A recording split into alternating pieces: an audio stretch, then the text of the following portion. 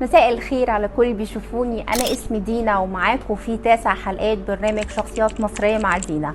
البرنامج بيتكلم عن أهم الشخصيات الفنية والتاريخية والرياضية، شخصيات الزمن الجميل اللي لسه أعمالهم الجميلة عايشة معانا لحد دلوقتي.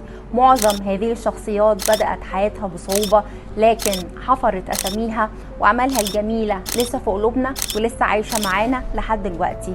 لو عجبتكم الحلقة ما تنسوش تدوسوا لايك وتعملوا شير للحلقة. شخصية النهاردة هو أول مصري عربي بيقوم بعبور المانش الإنجليزي سنة 1928. يا ترى عرفتوا هو مين؟ هو سباحنا المصري إسحاق حلمي. تعالوا بينا نتكلم على حياته ونشأته. اتولد سباحنا المصري إسحاق حلمي سنة 1901.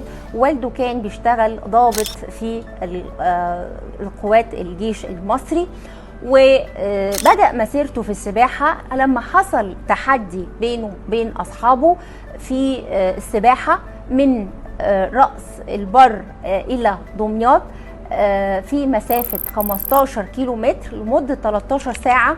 فاستقبلوا الناس سباحنا المصري بالطبل والمزامير. بعد كده مسيرته التانية في السباحة لما سباحنا المصري قام بعبور نهر النيل والسباحة في نهر النيل من حلوان إلى القاهرة، فأصبح سباحنا المصري محط أنظار الرياضة المصرية في تلك الفترة.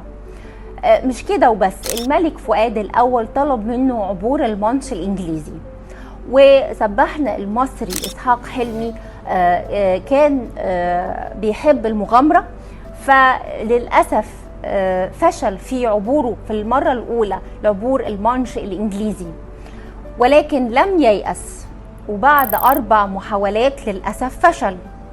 ولكن اكتشفوا في الفترة دي إصابته بالهرسية، فبعد كده بدأ إن هو يتمرن ويعوم أكتر وياخد أدويته.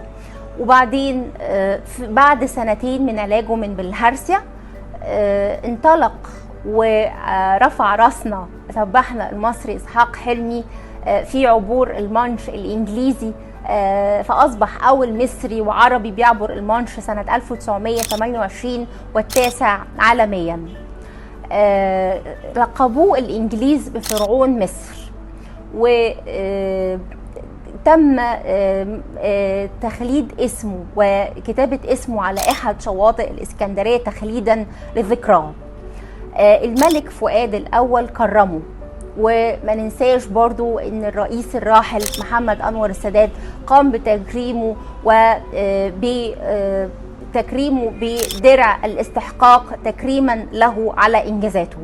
وبعد حياة حافلة من البطولات ومن السباحة رحل سباحنا المصري إسحاق حلمي سنة 1980 رحمه الله. أتمنى حلقتنا تكون عجبتكم، ولو عجبتكم ما تنسوش تدوسوا لايك وتعملوا شير للحلقة. وبشكر كل اللي بيشوفني وكل اللي بيتابعني، واشوفكم في حلقة جديدة مع شخصية جديدة من برنامج شخصيات مصرية مع دينا. إلى اللقاء.